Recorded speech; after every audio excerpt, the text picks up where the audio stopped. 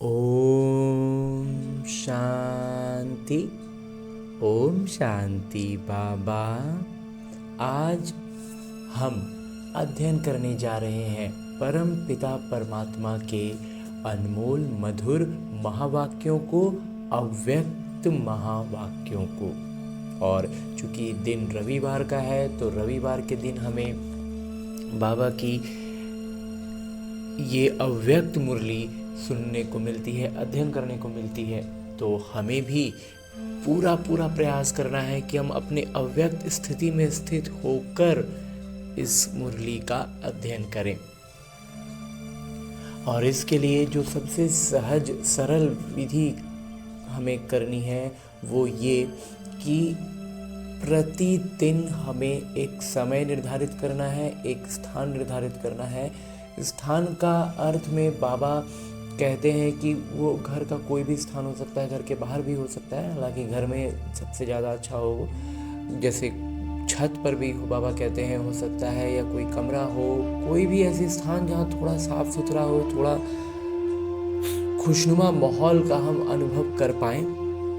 हालांकि माहौल से उम्मीद करना अच्छी बात नहीं है, लेकिन फिर भी थोड़ा सा भी जितना कर सकें वैसे माहौल में आराम से बैठना है, बड़े फुर्सत से बैठना। अपनी दिनचर्या में बड़ा फुर्सत का समय हो, फिर चाहे वो इस ब्रह्मा कुमार का मंथन में एक तो है स्नान के तुरंत बाद का जो हम पूजा में रखते थे भक्ति के समय, और या तो फिर एक होता है सोते समय, जब सारी दुनिया के सारे काम काज करके अब हम अपने बिस्तर पर आ जाते हैं, अब एकदम कोई काम नहीं है, अब हमको सिर्फ सोना है।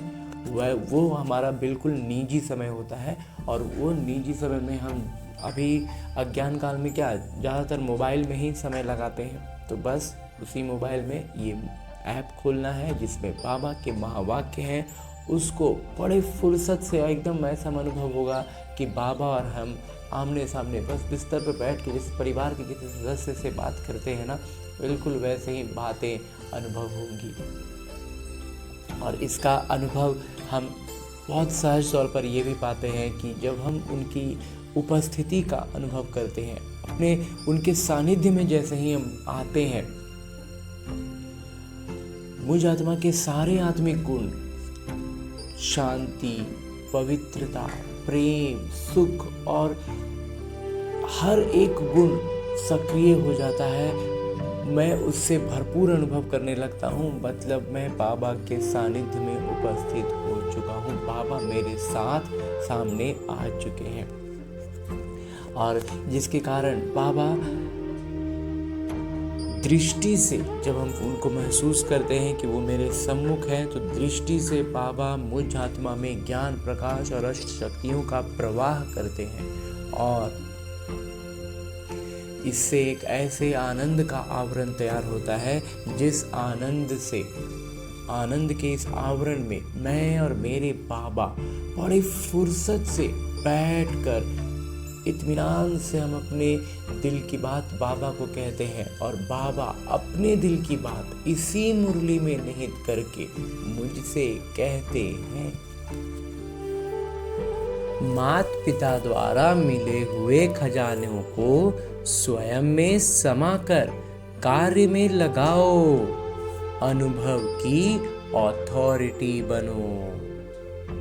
हंजी बाबा आज चारों ओर के सर्व खजाने जमा करने वाले संपन्न बच्चों को देख रहे हैं। साथ साथ हर एक बच्चे ने कहाँ तक सर्व खजाने जमा किए हैं उसकी रिजल्ट देख रहे थे। खजाने तो माता पिता द्वारा बहुत अविनाशी प्राप्त हुए हैं। सबसे बड़े ते बड़ा खजाना है ज्ञान धन, जिससे मुक्ति और जीवन मुक्ति की प्राप्ति हुई है। पुराने देह और पुरानी दुनिया से मुक्त जीवन मुक्त स्थिति और मुक्ति धाम में जाने की सभी बच्चों को प्राप्त है। और कहते पुराना देह और पुराना देह से दुनिया से जीवन मुक्त और मुक्त स्थिति में मुक्ति धाम जाने का सभी बच्चों को बाबा से वरदान प्राप्त है, शक्ति प्राप्त है, खजाना प्राप्त है। साथ में एक ज्ञान का खजाना नहीं, लेकिन योग का भी खजाना है। जिससे सर्व शक्तियों की प्राप्ति होती है। योग से क्या होता है? शक्तियों की जागृति हो जाती है। साथ साथ धारणा करने का खजाना, जिससे सर्व गुणों की प्राप्ति होती है। धारणा करने का खजाना का मतलब जिस धारणा से गुणों की प्राप्ति होती है, गुणों की जागृति होती है। साथ साथ सेवा का खजाना, जिससे दुआओं का खजाना, खुशी का खजाना प्राप्त होता है। साथ साथ सबसे बड़े से बड़ा खजाना वर्तमान संगम युग का है। सबसे बड़ा खजाना बाबा कहते हैं संगम युग का है, समय का। और उस संगम युग का मतलब क्या? समय का है, क्योंकि सारे कल्प में ये संगम का समय अमूल्य खजाना है। इस संगम के समय का एक एक संकल्प व एक एक घड़ी बहुत अमूल्य है, क्योंकि संगम समय पर ही माता पिता और बच्चों का मधुर मिलन होता है। और कोई भी युग में परमात्मा पिता और परमात्मा बच्चों का मिलन नहीं होता। साथ साथ संगम समय ही है जिसमें माता पिता द्वारा सर्व खजाने प्राप्त होते हैं। खजाना जमा होने का समय संगम युग ही है, और कोई भी युग में जमा का खाता जमा करने की बैंक ही नहीं है। सिर्फ एक संगम युग है जिसमें जितना खजाने जमा करने चाहो उतना कर सकते हो। और इस समय, इस संगम समय का जो महत्व है वो यही है कि एक जन्म में अनेक जन्मों के लिए खजाने जमा कर सकते हैं। इसलिए ये छोटे से युग का बहुत महत्व है। और खजाने भी माता पिता द्वारा सभी बच्चों को प्राप्त होते हैं। बाबा कहते हैं और खजाना समय का भी है, और बाबा द्वारा जो खजाना मिला है उसका भी बहुत महत्व है। बाबा सभी को देते हैं, लेकिन खजानों को जमा करने में हर एक बच्चा अपने पुरुषार्थ अनुसार करता है। खजाना तो बाबा सबको देते हैं, एक जैसा देते हैं, एक ही समय पर देते हैं, लेकिन जमा करने में बच्चे पुरुषार्थ अनुसार हो जाते हैं। बाबा देने वाले भी एक हैं और एक जैसा सबको देते हैं, एक ही समय पर देते हैं। लेकिन धारण करने में क्या देखा कि बाबा ने एक जैसा दिया, लेकिन धारण करने में हर एक का अपना अपना पुरुषार्थ रहा। क्योंकि खजाने को धारण करने के लिए एक तो अपने पुरुषार्थ से प्रारब्ध बना सकते हैं, दूसरा सदा स्वयं संतुष्ट रहना और सर्व को संतुष्ट करना। संतुष्टता की विशेषता से खजाना जमा कर सकते हो। कहते हैं एक तो है कि सीधा सीधा अपना पुरुषार्थ से जमा करना, दूसरा हो गया धारणा करने के लिए एक तो पुरुषार्थ से प्रारब्ध बना सकते, दूसरा है सदा स्वयं संतुष्ट रह करके सर्व को संतुष्ट करते हुए संतुष्टता की विशेषता से खजाना जमा कर सकते हो। और तीसरा सेवा से, क्योंकि सेवा से सर्व आत्माओं को खुशी की प्राप्ति होती है। सेवा एक ऐसा चीज़ है जिससे हर आत्मा खुशी प्राप्त करती है, तो खुशी का खजाना प्राप्त कर सकते हो। अपना पुरुषार्थ और सर्व को संतुष्ट करने का पुरुषार्थ, और तीसरा सेवा का पुरुषार्थ। इन तीनों प्रकार से खजाने जमा कर सकते हो। खजाने जमा करने में विशेष संबंध संपर्क में आने में एक तो निमित्त भाव, निर्माण भाव, निस्वार्थ भाव, हर आत्मा प्रति शुभ भावना और शुभ कामना रखने की आवश्यकता है। बाबा कहते हैं ये जमा करने के लिए क्या क्या चाहिए। सबसे पहले तो बाबा कहते हैं संबंध संपर्क में आने में एक तो निमित्त भाव, फिर निर्माण भाव, निस्वार्थ भाव, और हर एक आत्मा के प्रति शुभ भावना और शुभ कामना रखने की आवश्यकता है। अगर सेवा में व संबंध संपर्क में ये सब है तो पुण्य का खाता और दुआओं का खाता बहुत सहज जमा कर सकते हैं। माता पिता सबके पोता मेल देख रहे थे, तो क्या देखा? चारों ओर के बच्चों में नंबरवार देखा। बाबा एक हैं, एक ही समय पर देते हैं, लेकिन जमा करने में दो प्रकार के बच्चे देखे। एक बच्चे तो जमा हुआ खजाना खाया, जमा भी किया और खा के खत्म कर देते हैं। दूसरे खाया, जमा किया और जमा करने में ध्यान देके बढ़ाया भी। बाबा कहते हैं जो प्रत्यक्ष फल मिलता है उसको तो खाते हैं, लेकिन फिर और सजगता बढ़ा करके और जमा करते हैं और जमा का खाता बढ़ाते हैं। कुछ क्या होता है, खा पी के ख़त्म कर देते हैं। खजाने बढ़ाने का साधन क्या है? और बाबा पूछते हैं कि जो जमा किए, जो बढ़ाए, उनको साधन क्या था? बढ़ाने का साधन है जो खजाने मिले वो समय पर जो परिस्थिति आती है उस परिस्थिति अनुसार कार्य में लगाना। बाबा कहते हैं बढ़ाने का साधन क्या है कि जो भी खजाना मिला है उसको समय पर जो भी परिस्थिति आया उस परिस्थिति के अनुसार कार्य में लगाएंगे। जब जितना का ज़रूरत है, जहाँ ज़रूरत है, जैसा ज़रूरत है उतना लगाना, तो क्या होता है उससे जमा का खाता और बढ़ता है। एक तो इस्तेमाल करने की विधि आती है तो खर्च कम होता है, और दूसरा क्या होता है उससे जो नया हम प्रतिक्रिया दिए, नया जो हम कला सीखे उसमें हमारी गुणवत्ता और निखरी, तो जमा का खाता और बढ़ गया, दोनों तरफ से हो गया। तो जो कार्य में लगाते हैं स्थिति द्वारा परिस्थिति को बदल सकते हैं उसका जमा होता है। अपनी स्थिति द्वारा जब परिस्थिति को बदलते हैं ना तो आप कहते हैं उसका जमा अलग से होता है। तो जो कार्य में नहीं लगाते तो जमा नहीं होता। और जमा करने का एक विधि तो बाबा ने शुरुआत में ही सिखाया है ना, जितना कार्य में लगाएंगे उतना अधिक जमा होगा। तो इसलिए बाबा कहते हैं जो जमा कार्य में नहीं लगाते हैं तो जमा भी नहीं होता, खा पी के ख़त्म वाला बात हो जाता है। तो हर एक अपने आप से पूछो कि समय पर अपने प्रति व दूसरों के प्रति कार्य में लगाते हो? जितना कार्य में लगाएंगे उतना बढ़ता जाएगा, क्योंकि कार्य में लगाने से अनुभव होता जाता है। बाबा कहते हैं जितना कार्य में लगाते जाते हैं ना खजानों को, उतना अनुभव हमारा बढ़ता जाता है। तो अनुभव की अथॉरिटी ऐड हो जाती है। तो हमारा क्या हो जाता है, अथॉरिटीज हो, मतलब होता है ना, ऑथोराइज्ड होते हैं ना कोई चीज़ के लिए, हम एकदम उसके लिए बाबा हमें निमित्त घोषित कर दें, इस तरह का हो जाता है।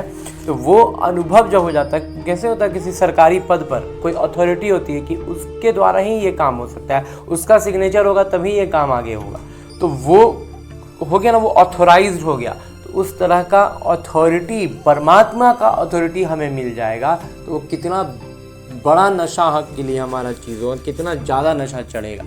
बाबा कहते हैं जितना ज़्यादा हम कार्य में लगाते हैं ना हमारा अनुभव बढ़ता है और हम अथॉरिटी हमारी ऐड हो जाती है। तो जांच करो, अपने आप से पूछो कि ये सारे खजाने जमा हैं और बढ़ाने का साधन समय पर कार्य में लगाते हैं, और जो जमा हुआ उसको और बढ़ाने का साधन जो है समय पर कार्य में लगाना वो लगाते हैं। अनुभव की अथॉरिटी बढ़ती जाती है, अनुभव का अथॉरिटी हमारा बढ़ता जा रहा है, इस बात को जांच करो। क्योंकि अथॉरिटीज़ में सबसे ज़्यादा अनुभव की अथॉरिटी क्या जाती है, वो कहते हैं जितना भी अथॉरिटी होता है ना उसमें सबसे ज़्यादा अनुभव का जो अथॉरिटी है ना उसका गायन है। तो हर एक को अपना खाता बढ़ाना है और बढ़ाने के लिए उसको कार्य में लगाना है, जांच करना है, क्योंकि अभी समय है जांच करके अभी भी खजाने बढ़ा सकते हो। कहते हैं अभी समय है, अभी भी थोड़ा समय बचा हुआ है, जितना खजाना बढ़ा सकते हो बढ़ा लो, अभी मौका है, फिर मौका भी ख़त्म हो जाएगा। चाहेंगे खजाना बढ़ाएं लेकिन बढ़ा नहीं सकेंगे। हंजी बाबा बहुत अच्छे से समझ रहे हैं बाबा कि अब कार्य में लगाएंगे तो खजाना बढ़ता जाएगा, अनुभव बढ़ता जाएगा, और जितना अनुभव बढ़ेगा हम अनुभव की अथॉरिटी बनते जाएंगे, अथॉरिटी ऐड होती जाएगी।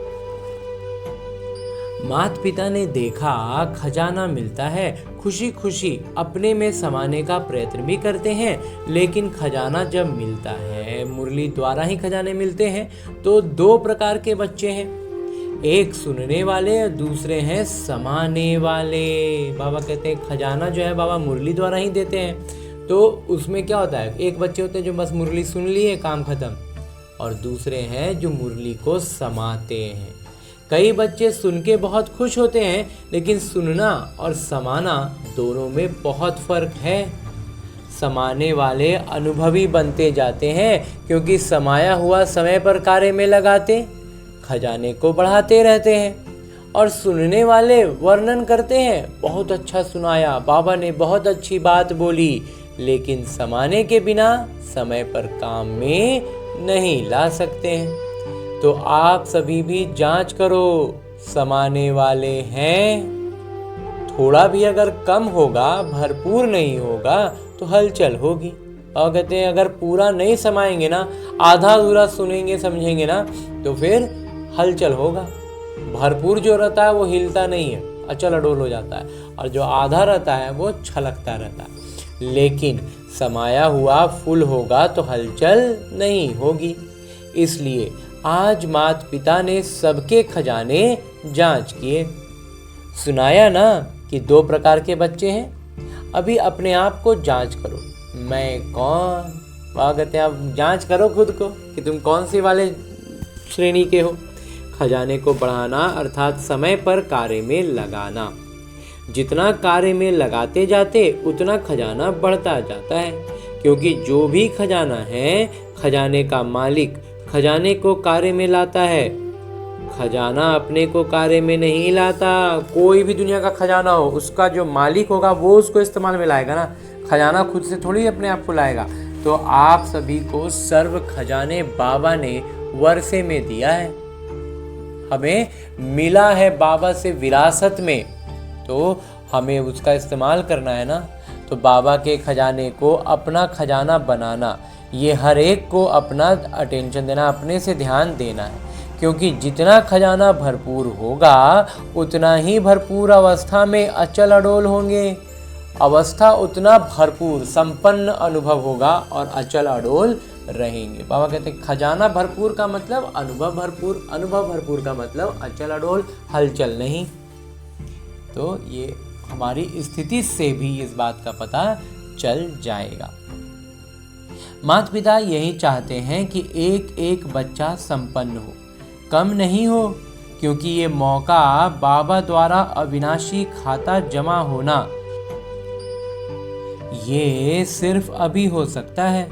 इसलिए कहा हुआ भी है, अभी नहीं तो कभी नहीं। ये संगम समय के लिए ही गायन है। भविष्य में तो जो जमा किया है उसका फल प्राप्त करेंगे, लेकिन प्राप्ति का समय सिर्फ अभी है। तो हर एक को अपना खाता देखना है। जिसका खाता, जिसका जितना भंडारा भरपूर है, उसके नयनों से, चलन से, चेहरे से मालूम होता है। उसकी चलन और चेहरा ऐसा लगेगा जैसे खिला हुआ गुलाब का फूल। माता पिता हर एक के चलन और चेहरे से देखते रहते हैं कि कितना हर्षित, कितना खुश मिजाज रहता है। नैनों से रूहानियत, चेहरे से मुस्कुराहट और कर्म से हर एक गुण सभी को अनुभव होता है। गुण का अनुभव सब करते हैं कि इतना अच्छा काम, इतना अच्छा बोलना, इतना अच्छा, हर एक चीज़ में गुणवत्ता झलकती है। बाबा कहते हैं उसी को गुण का दान जो कहते हैं ना बाबा, वही होता है। तो बाबा कहते हैं कर्म में हर गुण, हर कर्म से हर एक गुण सभी को अनुभव होता है। तो हर एक अपने आप को जांच करे। बाबा कहते हैं तो अपने आप को हर कोई जांच करके देखो। माता पिता की हर एक बच्चे में यही शुभ भावना है कि हर एक बच्चा अनेक आत्माओं को ऐसे खजानों से संपन्न बनावे। आज विश्व की आत्माएं सभी यही चाहती हैं कि कुछ ना कुछ आध्यात्मिक शक्ति मिल जाए। हर किसी को लगता है कि कुछ सुपर नेचुरल पावर हमें मिले, और आध्यात्मिक शक्ति के दाता आप ब्राह्मण आत्मा ही हैं। कहते हैं और उस आध्यात्मिक शक्ति की जो चाहत सबको है, वो उसको पूरा करने वाले, उस शक्ति को दान करने वाले हम ब्राह्मण आत्माएं ही हैं, क्योंकि होलीएस्ट, हाईएस्ट और रिचेस्ट आप आत्माएं ही हैं। वह कहते हैं सबसे अधिक पवित्र, सर्वश्रेष्ठ अवस्था और संपन्न अवस्था हम आत्माओं की ही है ना। सर्वाधिक पवित्र भी सब आत्माओं में ज़्यादा आप हैं। सबसे ज़्यादा पवित्र अन्य आत्माओं की तुलना में हम ही हैं। आप आत्माओं की पूजा जैसे विधि पूर्वक होती है, वैसे और किसी की भी नहीं होती। हम आत्माओं की ही, बाबा कहते हैं, जब देवी देवता बनते हैं तो जितना विधि पूर्वक पूजा होता है और किसी का थोड़ी होता है। अभी अंतिम जन्म में भी आप आत्माओं की पूजा और कोई भी धर्म पिता व महान आत्माएं जो निमित्त बनी हैं उन्हों की नहीं है। विधि पूर्वक पूजा भले यादगार बनाते हैं लेकिन विधि पूर्वक पूजा नहीं होती। बाबा कहते हैं यादगार के रूप में मना लेते हैं लेकिन वास्तव में पूजा विधि पूर्वक करते नहीं। और आप जैसा खजाना रिचेस्ट इन द वर्ल्ड, दुनिया का सर्वाधिक अमीर आप ब्राह्मण आत्माओं का एक जन्म का खजाना गारंटी है 21 जन्म चलना ही है। अभी का एक जन्म का जमा किया हुआ खजाना 21 जन्म चलना ही है, क्योंकि बाबा द्वारा बाबा का वर्षा मिला है। तो जैसे बाबा अविनाशी हैं वैसे ही बाबा द्वारा मिला हुआ खजाना भी अविनाशी हो जाता है। इसलिए richest in the world, holiest in the world, दुनिया का सर्वाधिक अमीर और दुनिया का सर्वाधिक पवित्र हम हैं। हाँ जी बाबा। तो सभी अपने को ऐसे विशेष सेवाधारी समझते हो ना? हाँ जी बाबा। आज के समय अनुसार विश्व की आत्माओं को आवश्यकता किस चीज की है जानते हो ना? आज विश्व को खुशी, शक्ति और स्नेह की आवश्यकता है। आत्मिक स्नेह चाहते हैं, लेकिन आप ब्राह्मण आत्माएं अभी समय अनुसार दाता बनो। मनसा से शक्तियां दो, वाचा से ज्ञान दो और कर्मणा से गुण दान दो। बाबा कहते हैं कि अभी क्या चीज का आवश्यकता है ये हम समझ सकते हैं, जानते हैं। तो हमें बाबा कहते हैं ब्राह्मण आत्माएं जो हैं अभी समय अनुसार दाता बनो। क्या क्या समय अनुसार का मतलब? जब मनसा सेवा करें तो शक्तियों का दान दें, वाचा से करें तो ज्ञान का दान दें और जब कर्म से करें तो गुणों का दान दें। ब्रह्मा बाबा ने अंत में 3 शब्द सभी बच्चों को सौगात में दिए, याद है ना? इन 3 शब्दों को अगर सेवा में लगाओ तो बहुत आत्माओं को संतुष्ट कर सकते हो। वो 3 शब्द हैं निराकारी, निरहंकारी और निर्विकारी। वाचा द्वारा निरहंकारी, हमारी बोली में निरहंकार होगा, अहंकार का कण भी नहीं होना चाहिए, वैसी वाणी बोलनी है। और कर्मणा द्वारा निर्विकारी, कर्म एक भी विकारों के अधीन होकर न हो। और ये तीनों शब्द सेवा में लगाओ। अभी विश्व को आपके शक्ति द्वारा थोड़ा सा दिल का आनंद, सुख की प्राप्ति हो। सब निराश हैं और आप विश्व के लिए आशाओं के सितारे हो।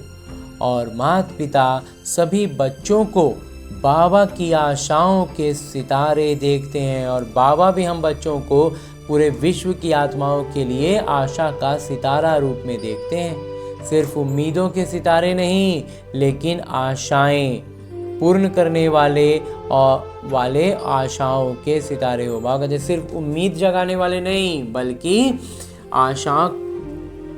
आशाएं पूर्ण करने वाले आशाओं के सितारे, ऐसे आशा सितारे जो आशाओं को पूर्ण करने वाले हैं। माता पिता के पास बच्चों का स्नेह सदा पहुंचता है। और सबसे सहज पुरुषार्थ कौन सा है? भिन्न भिन्न पुरुषार्थ हैं, लेकिन सबसे सहज पुरुषार्थ स्नेह है। स्नेह में मेहनत भी मोहब्बत के रूप में बदल जाती है। तो बाबा के स्नेही बनना अर्थात सहज पुरुषार्थ करना। बाबा का स्नेही बनना मतलब निरंतर सेवा का भावना से, बाबा से जुड़ी संकल्पों में ही व्यस्त रहना। तो हम बाबा के दिल तख्त पर चढ़ जाते हैं जब हम, और कुछ न भी तो सेवा का भावना से, मनसा सेवा लगातार होती रहे, हमारी स्थिति से सेवा होती रहे, ऐसी स्थिति पर जब हम होते हैं तो हम बाबा के दिल तख्त पर चढ़ते हैं और बाबा के स्नेह में समा जाते हैं। और बाबा के स्नेह का मतलब बाबा कहते हैं क्या कि वो मोहब्बत में, मेहनत जो है, पुरुषार्थ जो है वो मोहब्बत के रूप में बदल जाता है। तो मोहब्बत में फिर कुछ भारी थोड़ी लगता है। तो बाबा के स्नेही बनना अर्थात सहज पुरुषार्थ करना। स्नेह में आप सभी अपने को स्नेही समझते हैं, कभी कभी नहीं। जब स्नेह में बाबा का रहते हैं ना तो हमेशा का स्नेही समझते हैं ना, कभी कभी तो नहीं, सदा स्नेही।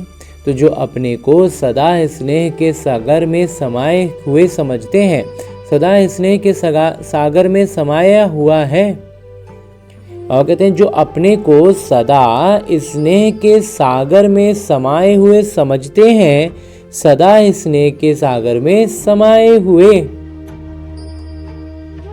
जो समझते हैं वो सागर में समाये हुए हैं, डुबकी लगाने वाले नहीं, समाये हुए। तो जो अपने को ऐसा स्नेह के सागर में समाया हुआ समझते हैं वो हाथ उठाओ।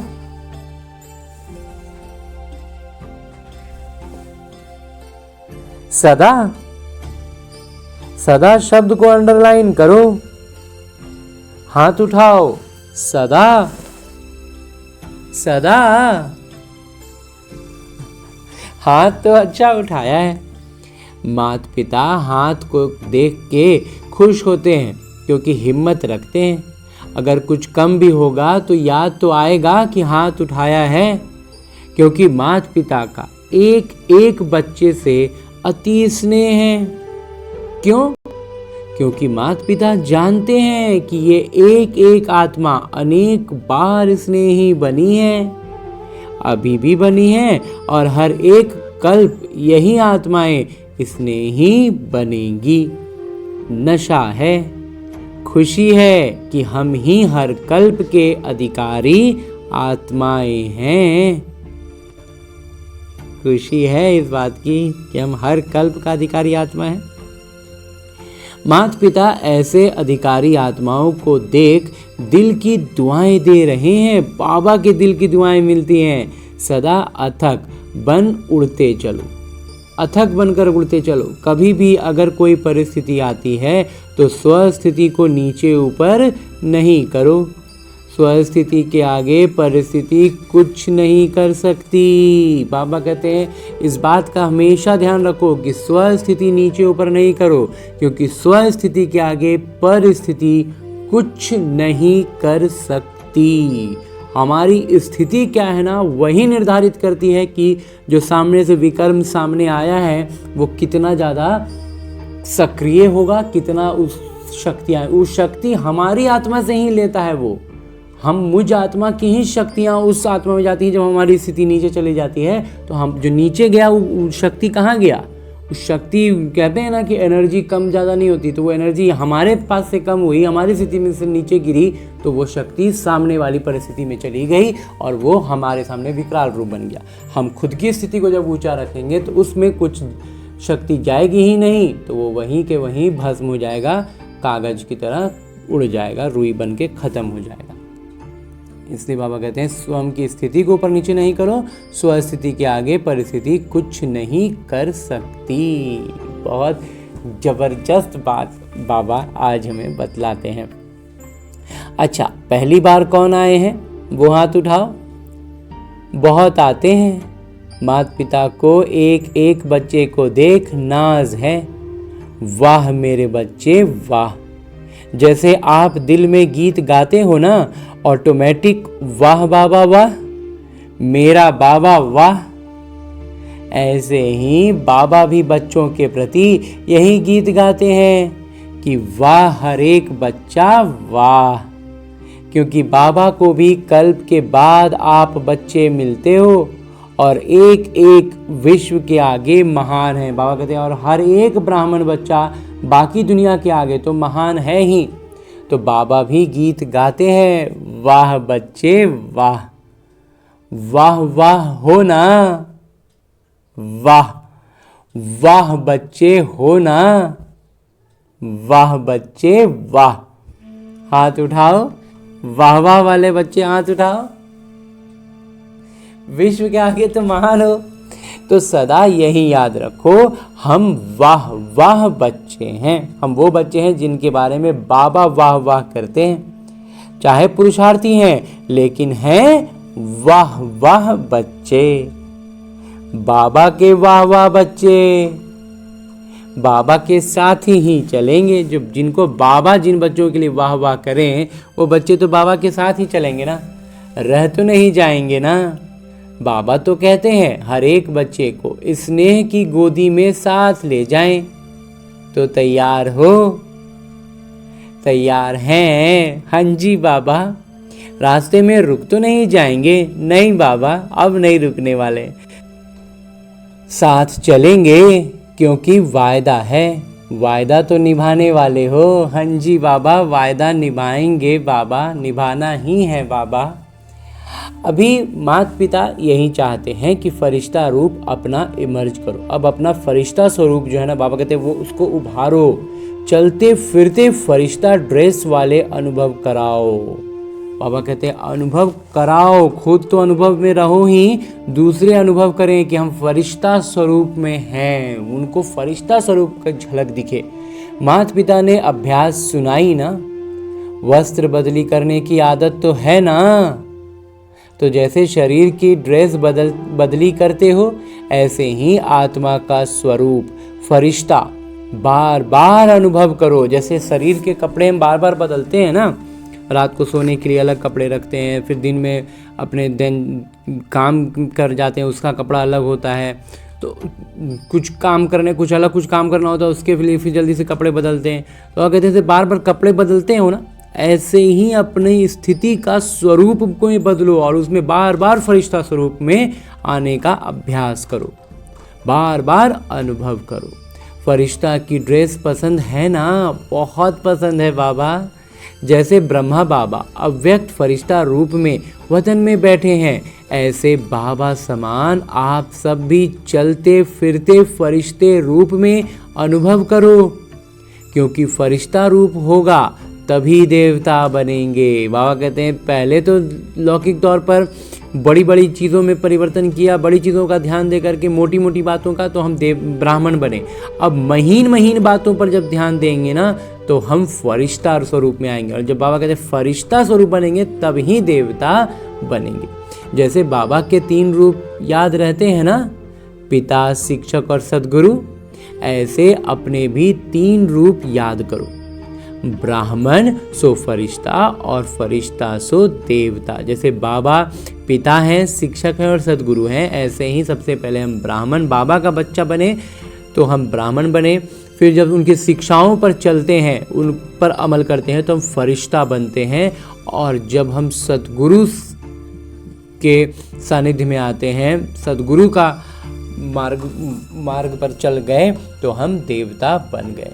तो जैसे बाबा के 3 रूप, बाबा हम उससे जोड़ते हैं, बाबा से ब्राह्मण, शिक्षक से फरिश्ता और गुरु से देवता। ये 3 रूप पक्के हैं ना? हाँ जी बाबा। कभी ब्राह्मण की ड्रेस पहनो, कभी फरिश्ते की, कभी देवता की। इस 3 रूप में स्वतः ही त्रिकालदर्शी की सीट में बैठ साक्षी होके हर कार्य देख करते रहेंगे। और कहते ये 3 स्वरूप जो है ना अपना एकदम फिक्स कर लो, तो इससे क्या होगा, आपका त्रिकालदर्शी का सीट सेट हो गया। जब हम ब्राह्मण बने तो हम कलयुग से अपने आप में कलयुगी आत्माओं को कैसे परिवर्तन करना है, हम कैसे परिवर्तन हुए थे, उस चीज को हम ध्यान में ला सकते हैं। जब हम फरिश्ता स्वरूप में आते हैं तो हम इस संगम युग की प्रारब्ध का प्रत्यक्ष फल का अनुभव में रहते हैं, और जब हम देवताई स्वरूप में का अनुभव करेंगे तो हम सतयुगी स्थिति में अनुभव में रहेंगे। इसलिए बाबा कहते हैं इस 3 स्वरूपों में स्वतः ही त्रिकालदर्शी की सेट में बैठ साक्षी होकर हर कार्य करते रहेंगे। तो सभी से माता पिता यही चाहते हैं कि सदा बाबा के साथ रहो, अकेले नहीं बनो, अकेले कुछ नहीं होगा, बाबा के साथ में रह के ही सारी अवस्थाएं, सारा गुण, सारी शक्तियों की जागृति होगी। साथ रहेंगे, साथ चलेंगे। अगर अभी कभी कभी रहेंगे तो साथ कैसे चलेंगे? बाबा कहते हैं अभी अगर कभी कभी बाबा का साथ लेंगे और कभी कभी छोड़ देंगे तो बाबा कहते हैं फिर साथ कैसे चलेंगे? स्नेही को कभी भूल नहीं सकता। जो हमारे स्नेही हो गए हम उनको भूल जाएं, तो सारे दिन में ये अभ्यास करते रहो। अभी अभी ब्राह्मण, अभी अभी फरिश्ता, अभी अभी देवता। अच्छा, चारों ओर के सर्व बच्चों को जो सदा खजाने से संपन्न हैं, सदा अपनी चलन और चेहरे से सेवाधारी हैं, क्योंकि आप सबका वायदा है कि हम विश्व परिवर्तक बन विश्व का परिवर्तन करेंगे। तो चलते फिरते भी सेवाधारी सेवा में तत्पर रहते हैं। ऐसे विश्व सेवाधारी विश्व परिवर्तक हर एक को बाबा के खजानों से भरपूर करने वाले माता पिता के चारों ओर के बच्चों को माता पिता का याद, प्यार और दिल से दुआएं और नमस्ते। हम रूहानी बच्चों की ओर से रूहानी माता पिता को दिल से याद, प्यार और प्रणाम। धन्यवाद बाबा, धन्यवाद। मुरली के लिए भी धन्यवाद, और इस अनूठे अलौकिक ब्राह्मण जीवन के लिए भी बहुत बहुत बहुत धन्यवाद बाबा, बहुत धन्यवाद। आगे आज मेरे बाबा वरदान दे रहे हैं, और वरदान देते हुए मेरे बाबा कहते हैं, त्रिकालदर्शी बन हर कर्म युक्ति युक्त करने वाले कर्म बंधन मुक्त भव। विस्तार से बाबा कहते हैं कि जो भी संकल्प, बोल व कर्म करते हो वो त्रिकालदर्शी बनकर करो तो कोई भी कर्म व्यर्थ व अनर्थ नहीं हो सकता। त्रिकालदर्शी अर्थात साक्षीपन की स्थिति में स्थित होकर, कर्मों की गूढ़ गति को जानकर इन कर्मेंद्रियों द्वारा कर्म कराओ तो कभी भी कर्म के बंधन में नहीं बंधेंगे। हर कर्म करते कर्म बंधन मुक्त कर्मातीत स्थिति का अनुभव करते रहेंगे। कोई भी कर्म जो है ना, विकारों से पूरी तरह से मुक्त होगा, एकदम विकार के अधीन होकर जरा भी नहीं, तो क्या हो जाएगा, वो कर्म बंधन से मुक्त हो जाएगा। तो बाबा कहते हैं हर कर्म करते कर्म बंधन मुक्त, और वो कर्म बंधन मुक्त होकर के, विकार से मुक्त होकर के हमने कर्म किया, तो बाबा कहते हैं कर्मातीत स्थिति का अनुभव करते जाएंगे। हाँ जी बाबा। और आगे स्लोगन है, मुरली का उपदेश है, जिनके पास हद की इच्छाओं की अविद्या है वही महान संपत्तिवान है। हद की इच्छाएं जहां आ गई ना, बाबा कहते हैं वो फिर बेहद का संपत्तिवान नहीं बन सकते। हद की इच्छा के लिए अविद्या, हद की चीज़ों के लिए कोई इच्छा भी होती है, ऐसा हमारे मन में कोई भावना ही नहीं है कि ये होना चाहिए, वो होना चाहिए, ये कम से कम इतना चाहिए, उतना चाहिए, इस तरह की भावना ही ना आए, वही होती है अविद्या। पता ही नहीं चले इसके लिए इच्छा भी किया जाता है, इसका भी इच्छा होता है। इच्छा तो वहाँ स्वर्ग का होता है, उच्च पद का होता है, श्रेष्ठ स्थिति का होता है, ये हुआ ना इच्छा।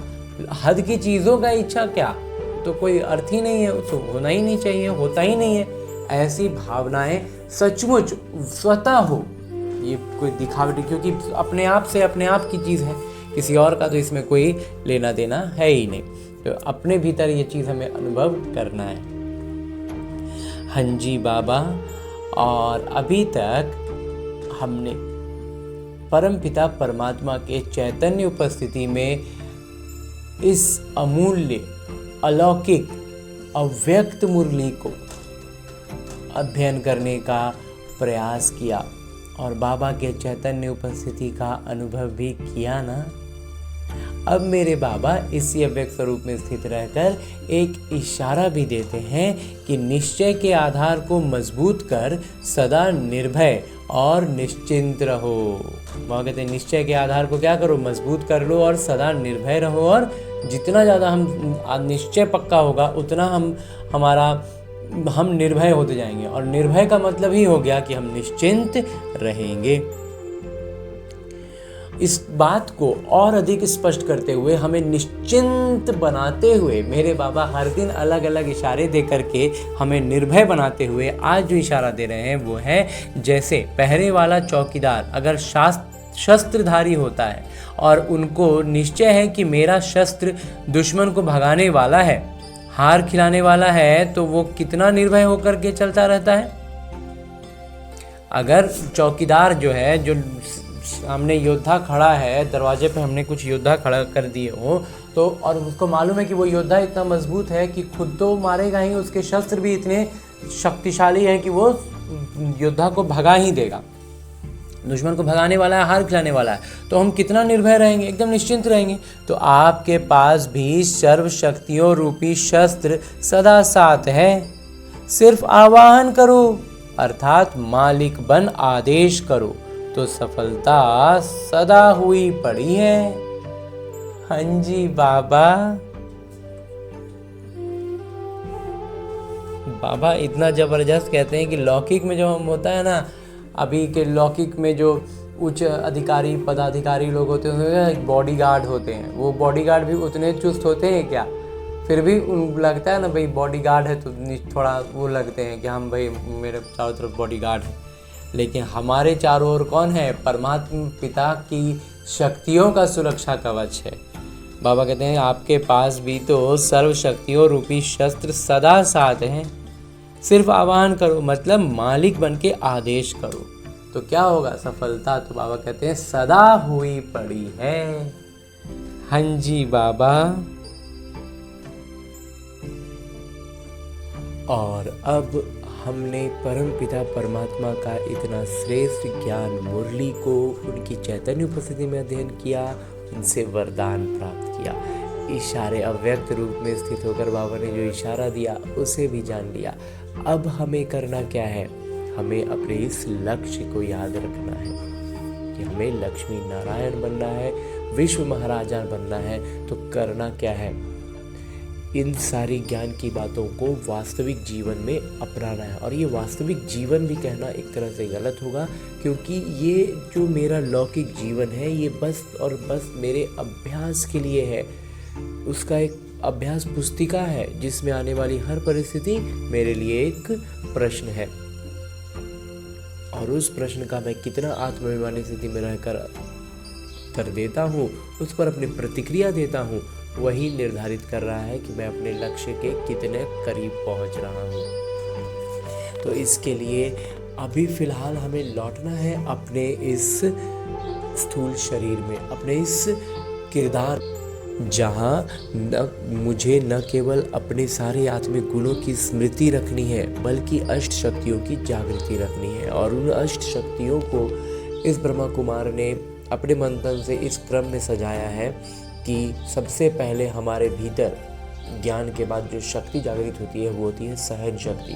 जब हम ज्ञान की महीन बातों को नहीं समझ पाते हैं, कुछ स्पष्ट नहीं हो पाता है, या जहाँ पर भी जिस भी परिस्थिति में हम स्पष्टता में थोड़ा भी उलझते हैं, तो अगर लेकिन निश्चय पूरा होता है तो हम सहन शक्ति की जागृति के साथ हर परिस्थिति को पार कर पाते हैं। उसके बाद जो जागृत होती है वो होती है परखने की शक्ति, और उसी के साथ साथ निर्णय करने की शक्ति। अब निर्णय क्या करना है? निर्णय करने के लिए हमारे पास 5 शक्तियां हैं कि हमें इन 5 में से कौन सी शक्ति का इस्तेमाल करना है। तो इसमें सबसे पहला इस ब्रह्मा कुमार को लगता है कि है समेटने की शक्ति। समेटने की शक्ति का अर्थ है, इस ब्रह्मा कुमार का मंथन रहा है कि सबसे पहले जो आती है वो है समेटने की शक्ति। समेटना क्या है? अपने उन पुराने संस्कारों को जो रावण के प्रभाव में बने हैं। दूसरा है समाने की शक्ति, वही सारी संस्कार जो अन्य आत्माओं में, संबंध संपर्क की आत्माओं में रावण के प्रभाव में पनपे हैं, विकसित हुए हैं और वो उनसे घिरे हुए हैं, तो उनको उस नज़र से हम देख पाएँ, इसके लिए हमें शक्ति जो चाहिए वो है समाने की शक्ति। तो उनके रावण के प्रभाव में बने संस्कारों को समाने की शक्ति। उसके बाद जो आती है वो है संकीर्णता की शक्ति। संकीर्णता की शक्ति का अभिप्राय इस ब्रह्मा कुमार के मंथन के अनुसार है कि जहां पर हमारा हस्तक्षेप का या फिर हमारे इन्वॉल्व होने का, हमारे उससे जुड़ने का कोई अर्थ नहीं है, हमारे लिए वो व्यर्थ है, तो वैसे में अपने आप को उसमें जोड़कर हम खामोखा में कहीं उलझ ना रहे हो, इसके लिए भी, इसका स्पष्टीकरण के लिए भी हमें शक्ति चाहिए कि जहाँ ज़रूरत मतलब संकीर्णता के साथ, मतलब जिसको कहते हैं कि आराम से हम निकल सकते हैं और हम झूठ मूठ में फंस रहे हैं, वो काम ना करके, तो इसके लिए भी शक्ति चाहिए। तो वही है संकीर्णता की शक्ति। उसके बाद जो है वो है सामना करने की शक्ति। तो ये भी हमें परखना होगा ना कि हम यहाँ से एकदम मतलब बिना किसी जुड़ाव के एकदम सीधे निकल सकते हैं या फिर हम निकल नहीं सकते, तो हमें उसका सामना करना ही है। तो हम उस परिस्थिति का, उन बातों का अच्छे से सामना कर पाए, उसके लिए भी हमें जो शक्ति चाहिए वही है सामना करने की शक्ति। और उसके बाद जो एक शक्ति है उसका नाम है सहयोग की शक्ति। सहयोग की शक्ति का अर्थ है कि जब हम अपने सारे गुणों और शक्तियों से खुद को भरपूर अनुभव करते हैं, सारी शक्तियों की जागृति के साथ होते हैं, तब हम अन्य आत्माओं को सहयोग दे सकते हैं। यूँ तो हम यहाँ गलती ये करते हैं कि आज हमने पहला ज्ञान समझा और हम दूसरों को बताते हैं, तो ये बहुत खुशी और उमंग उत्साह के लिए ठीक है, लेकिन दूसरों को बताने में अगर हम पीछे हो रहे हैं, हम फिसल रहे हैं, वो हमें खींच ले रहे हैं, तो इसका मतलब है कि हम सहयोग की शक्ति से भी निपुण नहीं हुए हैं। तो जब तक हम खुद का पाँव अच्छे से न जमा लें, हम बाढ़ में किसी बह रहे या व्यक्ति, लौकिक तौर पर अगर उदाहरण के रूप में देखें तो किसी को बहता हुआ क्यों हम रोकें और खुद ही हमारे पाँव जमे नहीं है, हमने खुद को रस्सी से कोई चीज़ से बांधा नहीं है, तो फिर हम दूसरों को मदद नहीं कर सकते हैं, हम खुद ही बहने लग जाएंगे। तो इसलिए हमें इस बात का स्मृति रखनी है, इस शक्ति को भी समझना है। तो इस तरह की अष्ट शक्तियों की जागृति के साथ सारे सातों आत्मिक गुणों को स्मृति में रखते हुए सारी प्रतिक्रियाएं हमारे इसी अनुसार हो, ऐसा अभ्यास करने के लिए लौटते हैं अपने इस किरदार में, अपने स्थूल शरीर में। अच्छा, ओम शांति।